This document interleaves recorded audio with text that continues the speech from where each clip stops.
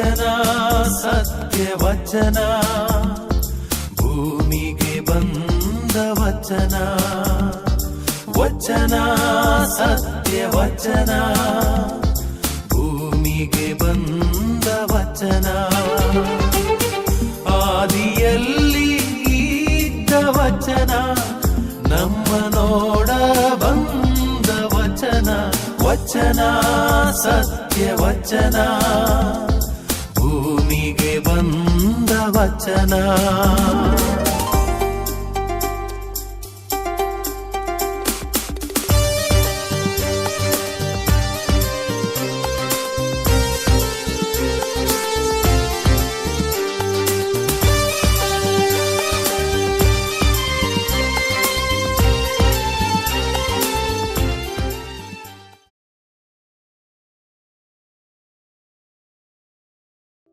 ಪಿತನ ಸುತನ ಮತ್ತು ಪವಿತ್ರಾತ್ಮನ ನಾಮದಲ್ಲಿ ಆಮೆನ್.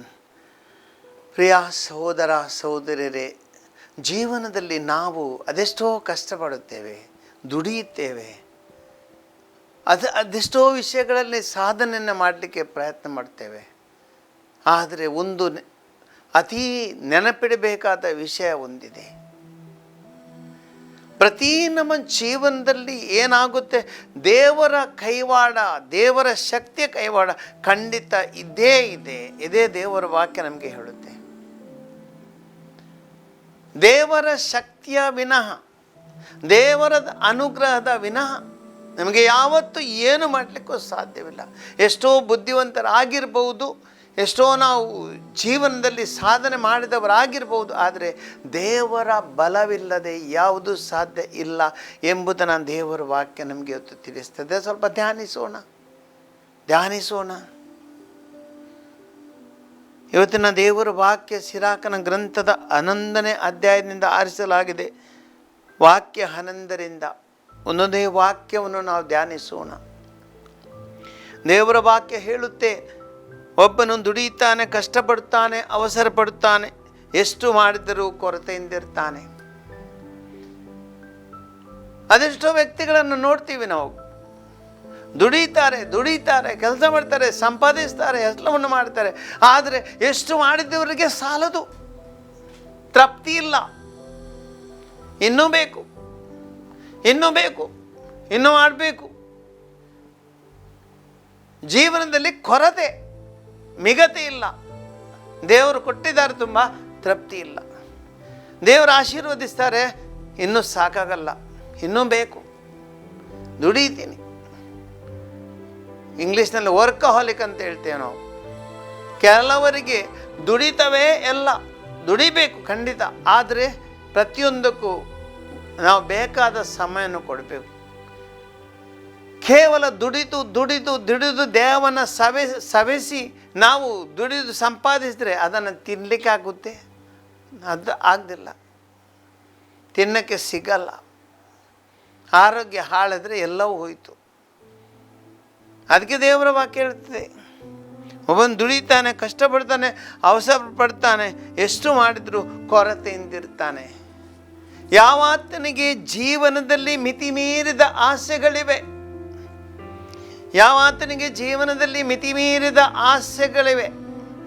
ಮಿತಿಮೀರಿದ ಆಕಾಂಕ್ಷೆಗಳಿವೆ, ಆತನ ಜೀವನದಲ್ಲಿ ಅವನಿಗೆ ತೃಪ್ತಿಯು ಖಂಡಿತ ಸಿಗಲ್ಲ. ಮಿತಿಮೀರಿದ ಆಸೆ ಉಳ್ಳವನು ಒಂದು ದಿನ ಜೀವನದಲ್ಲಿ ದುಃಖಕ್ಕೆ ಬಲಿಯಾಗುತ್ತಾನೆ. ಯಾಕೆಂದರೆ ಆತನಿಗೆ ತೃಪ್ತಿ ಸಿಗಲ್ಲ. ತೃಪ್ತಿ ಇಲ್ಲದ ಜೀವನ ಒಂದು ರೀತಿ ನಿರಾಶೆಯ ಜೀವನ, ಸಂತೃಪ್ತಿ ಇಲ್ಲ.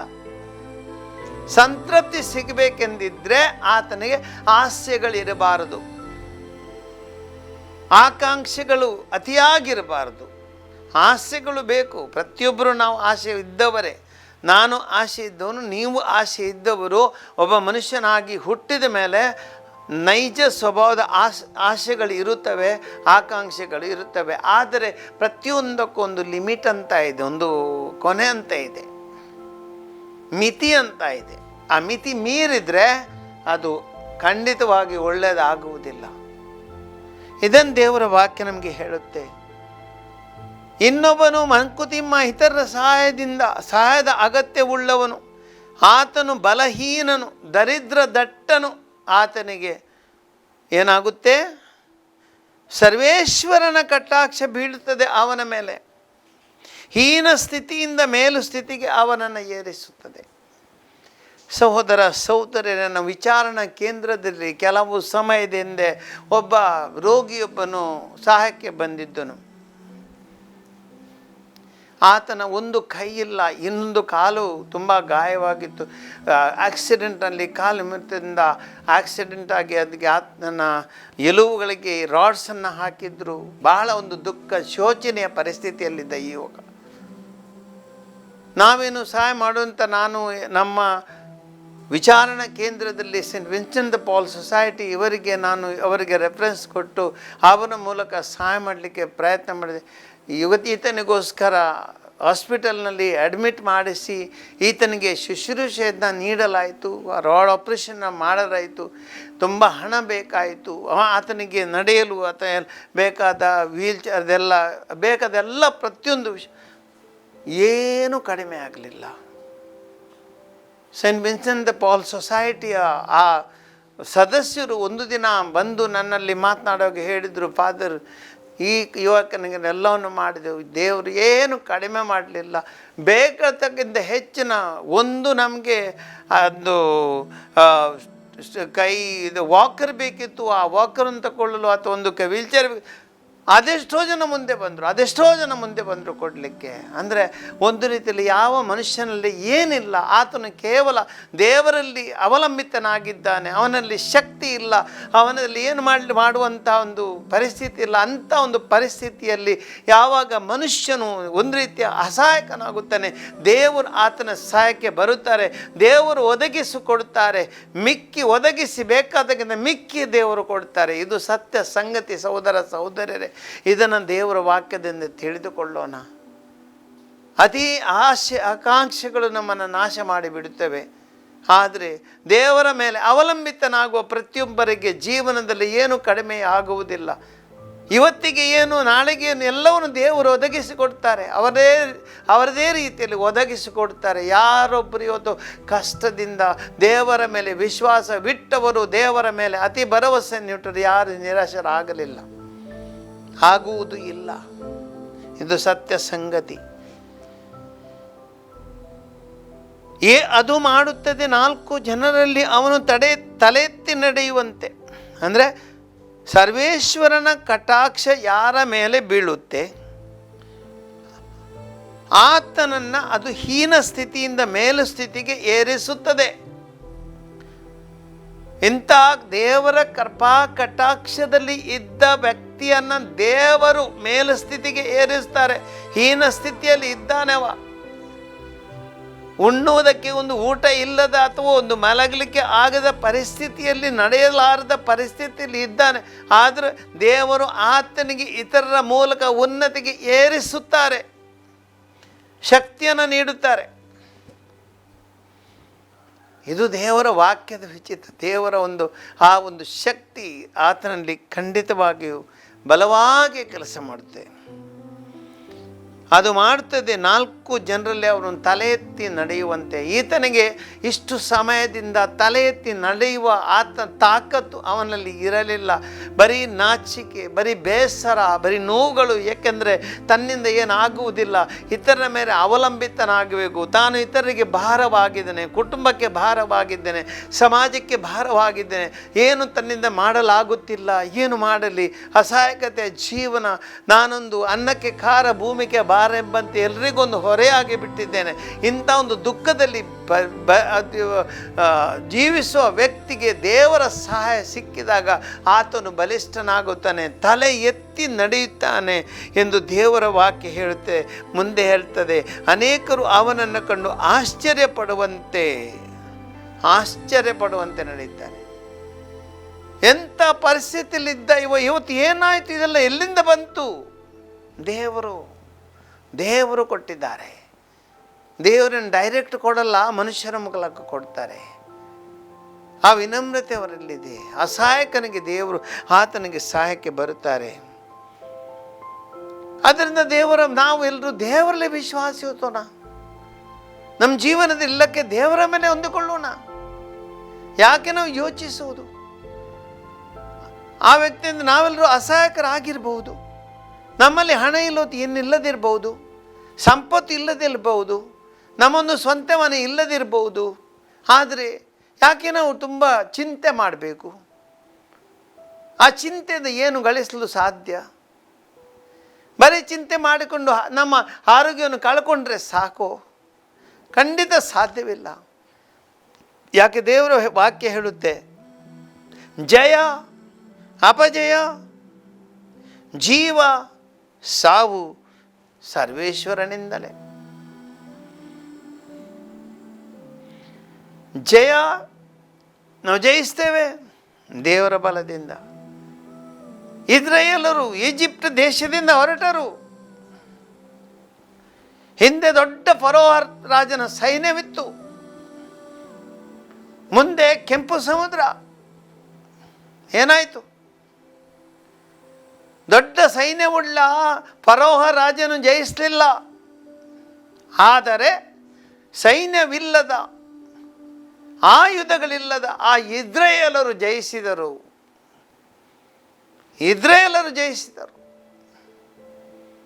ಈಜಿಪ್ಟ್ ದೇಶದ ಅರಸನಲ್ಲ. ಯಾಕೆ? ದೇವರು ಯಾರೊಂದಿಗಿದ್ದರು? ಇಸ್ರಾಯೇಲರೊಂದಿಗಿದ್ದರು ದೇವರು. ಅದಕ್ಕಾಗಿ ಅವರು ಜಯಿಸಿದರು. ಅವರು ಸೋಲಲಿಲ್ಲ. ಅದು ದೇವರು ಮಾಡುವ ವಿಚಿತ್ರ. ಜೀವ ಸಾವು. ಯಾರೊಬ್ಬರು ನಾವು ಸಹೋದರರೇ ಹುಟ್ಟಿ ಬರುವಾಗ ನಾವು ಸ್ವಂತ ಯೋಚನೆಯಿಂದ, ಸ್ವಂತ ನಿರ್ಧಾರದ ಹುಟ್ಟಿ ಬಂದಿಲ್ಲ. ಜೀವ ಕಟ್ಟೋದು ದೇವರು ತಾನೇ. ಇವತ್ತು ನಾನು ಜೀವವಿದ್ದೇನೆ ಅಂದರೆ ದೇವರು ಯೋಚಿಸಿದ್ದಾರೆ. ನಾನು ಕೇಳಿ ಬಂದಿಲ್ಲ. ನನಗೆ ಬದುಕಬೇಕೆಂದರೂ ಸಾಧ್ಯವಾಗುವುದಿಲ್ಲ ದೇವರು ಕೊಡದೆ. ಸಾವು ಯಾವಾಗ ಬರ್ತದೆ, ಏನಾಗುತ್ತೆ ಗೊತ್ತಿಲ್ಲ. ಸಾವು ಕೊಡುವುದು ದೇವರೇ. ಅಂದರೆ ಎಲ್ಲ ಅವರ ಮೇಲೆ ಹೊಂದಿಕೊಂಡು. ಒಬ್ಬ ಆಸ್ಪತ್ರೆಯಲ್ಲಿದ್ದಾನೆ. ಎಲ್ಲರೂ ಯೋಚಿಸ್ತಾರೆ, ಈತನ ಅವಧಿ ಮುಗಿಯಿತು, ಆಯುಷ್ಯ ಮುಗಿಯಿತು. ಆದರೆ ಇಂಥ ವ್ಯಕ್ತಿಗಳು ಅದೆಷ್ಟೋ ವರ್ಷ ಬಾಳಿದವರಿದ್ದಾರೆ. ಅದೆಷ್ಟೋ ವ್ಯಕ್ತಿಗಳು ಬಹಳ ಚೆನ್ನಾಗಿ ಆರೋಗ್ಯದಲ್ಲಿ ಸದೃಢವಾಗಿದ್ದಾರೆ. ಆದರೆ ಒಂದೇ ಒಂದು ಗಳಿಗೆಯಲ್ಲಿ ಒಂದು ಹಾರ್ಟ್ ಅಟ್ಯಾಕ್ ಆಗಿ ಹೃದಯಾಘಾತ ಒಂದೇ 10 ನಿಮಿಷದಲ್ಲಿ ಸಾಯ್ತಾರೆ. ಸಹೋದರರ ಜೀವನದಲ್ಲಿ ನೋಡಿದಂಥ ಘಟನೆಗಳು ಎಲ್ಲವನ್ನು ಕಣ್ಣಾರೆ ನೋಡ್ತೀವಿ. ಎಲ್ಲ ಇರುವುದು ದೇವರ ಕೈಯಲ್ಲಿ, ನಮ್ಮ ಕೈಯಲ್ಲಿ ಅಲ್ಲ. ಇದೇ ದೇವರ ವಾಕ್ಯ ನಮಗೆ ಹೇಳುತ್ತೆ, ಎಲ್ಲವೂ ದೇವರಿಂದಲೇ. ಬದುಕು, ಸಾವು, ಜೀವ ಎಲ್ಲವೂ ದೇವರಿಂದಲೇ. ಜ್ಞಾನ, ತಿಳುವಳಿಕೆ, ಧರ್ಮಶಾಸ್ತ್ರದ ಅರಿವು ಸರ್ವೇಶ್ವರನಿಂದಲೇ. ಜ್ಞಾನ ಎಲ್ಲಿಂದ? ಈ ಜ್ಞಾನ ಬರುವುದು ದೇವರಿಂದ, ಮನುಷ್ಯನಿಂದ ಅಲ್ಲ. ಅಗಾಧ ಸೃಷ್ಟಿಯಲ್ಲಿ ಅದೇನಿದೆ ಎಲ್ಲರ ಬಗ್ಗೆ ಜ್ಞಾನ ದೇವರು ನಮಗೆ ಕೊಡುತ್ತಾರೆ. ಸೊಲೊಮನ್ ರಾಜನು ದೊಡ್ಡ ದೇವಾಲಯವನ್ನು ಕಟ್ಟಿಸಿದನು. ಆದರೆ ಅದು ಹೇಗೆ ಸಾಧ್ಯವಾಯಿತು? ಆತನ ಆಳ್ವಿಕೆಯಲ್ಲಿ ಜನರು ಇಷ್ಟು ತುಂಬ ಸಂತೋಷ ತೃಪ್ತಿಕರವಾಗಿದ್ದರು. ಯಾಕೆ ಇಸ್ರಾಯೇಲರ ಒಂದು ರಾಜ್ಯ ಅಷ್ಟು ಬಲಿಷ್ಠವಾಯಿತು? ಕಾರಣ ದೇವರು ಸೊಲೊಮನ್ ರಾಜನೊಂದಿಗಿದ್ದರು. ಆತನಿಗೆ ಜ್ಞಾನದ ವರವನ್ನು ಕೊಟ್ಟಿದ್ದರು. ಸಹೋದರರೇ, ಒಂದು ದಿನ ಸೊಲೊಮನ್ ರಾಜನು ಪ್ರಾರ್ಥಿಸುತ್ತಿದ್ದ. ದೇವರು ಆತನಿಗೆ ಹೇಳಿದರು, ಸೊಲೊಮನನೇ, ನಿನಗೆ ಬೇಕಾದುದನ್ನು ಕೇಳು, ಅದನ್ನು ಕೊಡ್ತೀನಿ. ಸೊಲೊಮನ್ ರಾಜನು ಹೇಳ್ತಾನೆ, ದೇವ, ಎಲ್ಲವನ್ನು ಕೊಟ್ಟಿದೆಯಾ, ನನಗೇನು ಕಡಿಮೆ ಇಲ್ಲ. ಆದರೆ ಒಂದೇ ಒಂದು ನನಗೆ ಬೇಕು. ಸಂಪತ್ತನ್ನು ಕೇಳುವುದಿಲ್ಲ, ಚಿನ್ನವನ್ನು ಕೇಳುವುದಿಲ್ಲ, ಹಣವನ್ನು ಕೇಳುವುದಿಲ್ಲ. ಅದೆಲ್ಲ ನನಗೆ ಬೇಡ. ಐಶ್ವರ್ಯ ನನಗೆ ಒಂದೇ ಒಂದು ಕೊಡು. ಈ ನನ್ನ ರಾಜ್ಯದಲ್ಲಿರುವ ಜನರ ಅವಶ್ಯಕತೆಗಳನ್ನು ತಿಳಿದುಕೊಳ್ಳುವಂಥ ಒಂದು ಆ ಜ್ಞಾನ ಮತ್ತು ಅವರನ್ನು ಯಾವ ರೀತಿ ಆಳಬೇಕು ಅಂತ ಒಂದು ಜ್ಞಾನ ಕೊಟ್ಟರೆ ಸಾಕು. ಅದಂತಹ ಬುದ್ಧಿವಂತಿಕೆಯ ಉತ್ತರ ನೋಡಿ ಸಹೋದರ ಸಹೋದರರೇ, ದೇವರು ಆತನಿಗೆ ಬುದ್ಧಿಶಕ್ತಿಯನ್ನು ಕೊಟ್ಟು ಜಾಣ್ಮೆಯನ್ನು ಕೊಟ್ಟನು. ಅಂಥ ಒಬ್ಬ ರಾಜ ಪ್ರತಿಯೊಬ್ಬರ ವಿಷಯಗಳಲ್ಲಿ ಸರಿಯಾದ ನಿರ್ಧಾರವನ್ನು ತೆಗೆದುಕೊಂಡ ಬುದ್ಧಿವಂತ ರಾಜನಾದನು, ಯಶಸ್ವಿ ರಾಜನಾದನು ಸೊಲೊಮೋನನು. ದೇವಾಲಯವನ್ನು ಕಟ್ಟಿಸಿದ್ದು ಇದೆಲ್ಲ ಹೇಗೆ ಸಾಧ್ಯವಾಯಿತು? ಬರೀ ದೇವರ ಶಕ್ತಿಯಿಂದ ಆತನಿಗೆ, ಏಕೆಂದರೆ ದೇವರು ಅವರೊಂದಿಗಿದ್ದರು. ಪ್ರೀತಿ ಸತ್ಕಾರ್ಯಗಳನ್ನು ಎಸಗುವ ಆಸಕ್ತಿ ಸಹ ಆತನಿಂದಲೇ. ನಾವೆಲ್ಲರೂ ಪ್ರೀತಿ ಕಾರ್ಯಗಳನ್ನು ಮಾಡ್ತೀವಿ, ದೇವರಿಗೆ ಸಹಾಯ ಮಾಡ್ತೀವಿ. ಇದೆಲ್ಲ ಎಲ್ಲಿಂದ ಬರುತ್ತೆ? ದೇವರಿಂದ. ದೇವರ ಪ್ರೀತಿ ನಮ್ಮನ್ನು ಪ್ರೇರೇಪಿಸುತ್ತದೆ. ದೇವರ ಪ್ರೀತಿ ನಮ್ಮನ್ನು ಪ್ರೇರೇಪಿಸ್ತದೆ. ಸಂತ ಫ್ರಾನ್ಸಿಸ್ ಅಸಿಸಿ ಒಂದು ಶ್ರೀಮಂತ ಕುಟುಂಬದ ವ್ಯಕ್ತಿ. ಆತನ ತಂದೆ ದೊಡ್ಡ ವ್ಯಾಪಾರಿ, ದೊಡ್ಡ ಬಟ್ಟೆ ವ್ಯಾಪಾರಿ, ಜವಳಿ ವ್ಯಾಪಾರಿ. ಆತ ಏನು ಕಡಿಮೆ ಇರಲಿಲ್ಲ. ಆದರೆ ಏನಾಯಿತು? ಈ ಫ್ರಾನ್ಸಿಸ್ ಅಸಿಸಿಯಲ್ಲಿ ತನ್ನ ತಂದೆಯ ಈ ಸಂಪತ್ತಿಗೆ ನಾನು ಒಡೆಯನು ಮುಂದೆ, ಆದರೆ ಎಲ್ಲವೂ ಅದು ಆತನ ಮನಸ್ಸಿಗೆ ಹೋಗಲಿಲ್ಲ. ನನ್ನ ಜೀವನದಲ್ಲಿ ಆ ಬಡವರ ಸೇವೆಯನ್ನು ನಾವು ಮಾಡಬೇಕು. ಆ ಬಡವರಿಗೆ ನಾನು ಖಂಡಿತವಾಗಿ ಆಧಾರವಾಗಿರಬೇಕು. ನನ್ನ ಜೀವನದಲ್ಲಿ ದುಡ್ಡು ಬೇಡ, ಆಸ್ತಿ ಬೇಡ, ಸಿರಿತನ ಬೇಡ, ಇದೆಲ್ಲ ನನಗೆ ಬೇಡ. ಎಲ್ಲವನ್ನು ಬಿಟ್ಟು ನಾನು ಆ ಬಡವರ ಸೇವೆಗೆ ಹೋಗ್ತೀನಿ ಅಂತ ಒಂದು ನಿರ್ಧಾರವನ್ನು ತಗೊಂಡರು ಸಂತ ಫ್ರಾನ್ಸಿಸ್ ಅಸಿಸಿಯವರು. ತಂದೆಗೆ ಕೋಪ ಬಂತು. ಎಲ್ಲ ನನ್ನ ಎಲ್ಲ ವಸ್ತುಗಳು ನಿನ್ನಿದ್ದ ಹಿಂದೆ ಕೊಡು ಅಂತೇಳಿದ್ರು. ಈ ಉಟ್ಟ ಬಟ್ಟೆಯನ್ನು ಬಿಚ್ಚಿಕೊಟ್ಟ ಸಂತ ಫ್ರಾನ್ಸಿಸ್ ಅಸಿಸಿಯವರು ಎಲ್ಲವನ್ನು ತ್ಯಾಗ ಮಾಡಿದರು. ಅಂತ ಒಂದು ಶಕ್ತಿ ನುಡಿ. ಯಾಕೆಂದರೆ ಆತನಿಗೆ ಗೊತ್ತು, ನನಗೆ ದೇವರಿದ್ದಾರೆ. ದೇವರ ಮುಂದೆ ಪೂರ್ತಿ ಭರವಸೆಯನ್ನಿಟ್ಟು ಸೇವಾ ಕಾರ್ಯಕ್ಕೆ ತೊಡಗಿದರು. ಸಹೋದರ ಸಹೋದರರೇ, ಇವೆಲ್ಲವೂ ಎಂತೆಲ್ಲವೂ ಸಿಗುವುದು ದೇವರಿಂದ. ಆದ್ದರಿಂದ ನಾವು ಜೀವನದಲ್ಲಿ ಯಾವತ್ತೂ ಏನು ನಿರ್ಧಾರ ಪ್ರತಿಯೊಂದು ನಿರ್ಧಾರದಲ್ಲಿ ದೇವರು ನಮಗೆ ಶಕ್ತಿ. ದೇವರು ನಮ್ಮೊಂದಿಗಿದ್ದಾರೆ. ಅವರು ನಮ್ಮೊಂದಿಗಿರುವಾಗ ಏನು ಕಡಿಮೆ ಆಗಲ್ಲ. ಮೂರ್ಖತನ ಕತ್ತಲು ಇರುವ ಪಾಪಿಗಳೊಂದಿಗೆ. ಮೂರ್ಖತನ ಕತ್ತಲು ಇದು ಪಾಪಿಗಳ ಆಸ್ತಿ. ಆದರೆ ಜ್ಞಾನ, ತಿಳುವಳಿಕೆ ಮತ್ತು ಧರ್ಮಶಾಸ್ತ್ರದ ಅರಿವು ಅದು ದೇವರ ವ್ಯಕ್ತಿಗಳ ಆಸ್ತಿ. ಅನೇಕ ಬಾರಿ ಜನರು ಇವತ್ತು ತಮ್ಮ ಜೀವನದಲ್ಲಿ ಮೂರ್ಖತನವನ್ನು ಆರಿಸ್ತಾರೆ, ಕತ್ತಲನ್ನು ಆರಿಸ್ತಾರೆ. ಏನು ಮಾಡ್ತೇವೆ ಅದನ್ನು ಒಳ್ಳೇದು ಮಾಡಬೇಕೆಂಬ ಯೋಚನೆ ಅವರಲ್ಲಿ ಇರುವುದಿಲ್ಲ. ಆದ್ದರಿಂದ ದೇವರ ವಾಕ್ಯ ಹೇಳ್ತೆ, ಇಂತಹ ಪಾಪಿಗಳು ಕೇಡಿನಲ್ಲಿ ನಲಿಯುವವನಲ್ಲಿ ಅವು ಇರುವ ಆತನ ಮುಪ್ಪಿನವರೆಗೆ, ಅವರು ಸಾಯುವವರೆಗೆ ಇಂಥ ಕೆಟ್ಟ ಶಕ್ತಿಗಳು ಅವರೊಂದಿಗಿರುವ ಯಾವತ್ತೂ ಅವರಿಗೆ ಜಯ ಸಿಗುವುದಿಲ್ಲ. ಯಾವತ್ತೂ ಅವರು ಸಂತೃಪ್ತಿ ಆಗುವುದಿಲ್ಲ. ಜೀವನವೇ ಅವರದ್ದು ತುಂಬ ದುಃಖಮಯ ಜೀವನವಾಗುತ್ತೆ ಎಂದು ದೇವರ ವಾಕ್ಯ ನಮಗೆ ಹೇಳುತ್ತೆ. ಆದ್ದರಿಂದ ದೇವರ ವಾಕ್ಯ ಹೇಳ್ತದೆ, ದೇವರ ವರ ನೆಲೆಗೊಳ್ಳುವುದು ಸದ್ಯುಕ್ತರಲ್ಲಿ, ಸದ್ಭಕ್ತರಲ್ಲಿ. ಆತ ಮೆಚ್ಚುವಂಥ ಅದು ವೃದ್ಧಿಯಾಗುವುದು ಸತತವಾಗಿ. ಸದ್ಭಕ್ತರಾಗಬೇಕು. ನಾವು ಹಾಸ್ಯಬುರುಕರಾಗಿರಬಾರ್ದು, ಸದ್ಭಕ್ತರಾಗಿರ್ಬೇಕು. ಒಳ್ಳೆಯ ಭಕ್ತರು, ಏನು ಕಡಿಮೆ ಆಗೋದಿಲ್ಲ. ದೇವರ ಶಕ್ತಿಯಿಂದ ತುಂಬಿಕೊಂಡವರಾಗ್ತೀವಿ. ಆದ್ದರಿಂದ ನಮ್ಮ ಜೀವನದಲ್ಲಿ ಯಾವತ್ತೂ ನಾವು ಇಂತಹ ತಪ್ಪು ದಾರಿಗೆ ನಡೆಯಬಾರದು. ದೇವರೇ ನಮ್ಮ ಒಡೆಯ. ದೇವರಲ್ಲಿ ಎಲ್ಲವೂ ಇದೆ. ದೇವರ ವಾಕ್ಯ ನಮಗೆ ಪುನಃ ಹೇಳುತ್ತೆ, ಒಬ್ಬನು ದುಡಿದು ಗಂಟಕ್ಕೆ ಸಿರಿವಂತನಾಗಬಹುದು, ಇಂಥವನ ಪಾಲಿಗೆ ಬರತಕ್ಕ ಪ್ರತಿಫಲ ಹೀಗಿರುವುದು. ತುಂಬ ಕೆಲಸ ಮಾಡಿದ್ದೀಯಾ, ಸಂಪತ್ತನ್ನು ಗಳಿಸಿದ್ದೀಯಾ, ಕ್ರೋಢೀಕರಿಸಿ ಇಟ್ಟಿದ್ದೀಯಾ, ತುಂಬ ಸಂಪತ್ತಿನ ಒಡೆಯನಾಗಿರುವೆ, ಆಸ್ತಿಯ ಒಡೆಯನಾಗಿರುವೆ, ತುಂಬ ಹಣ ನಿನ್ನಲ್ಲಿದೆ, ತುಂಬ ಚಿನ್ನ ನಿನ್ನಲ್ಲಿದೆ. ಆದರೆ ನಿನ್ನ ಪಾಲಿಗೆ ಬರುವಂಥ ಪ್ರತಿಫಲವೇನು? ನನಗೆ ಬಂತು ನೆಮ್ಮದಿ, ಈಗ ಅನುಭವಿಸುವೆ ಆಸ್ತಿ ಎಂದರೂ ತಿಳಿಯದು ಅವನಿಗೆ ಅದು ಎಷ್ಟು ಕಾಲ ಇರುವುದೆಂದು. ಅದನ್ನು ಇತರರಿಗೆ ಬಿಟ್ಟು ತಾನು ಸಾಯಬೇಕೆಂಬ ಚಿಂತೆ ಅವನನ್ನು ಕಾಡುತ್ತದೆ. ಇದೇ ದೇವರ ವಾಕ್ಯ ಹೇಳುತ್ತೆ, ನೆಮ್ಮದಿ ಸಿಕ್ಕಿತು ಅಂತ ಆತ ಹೇಳುವುದಿಲ್ಲ.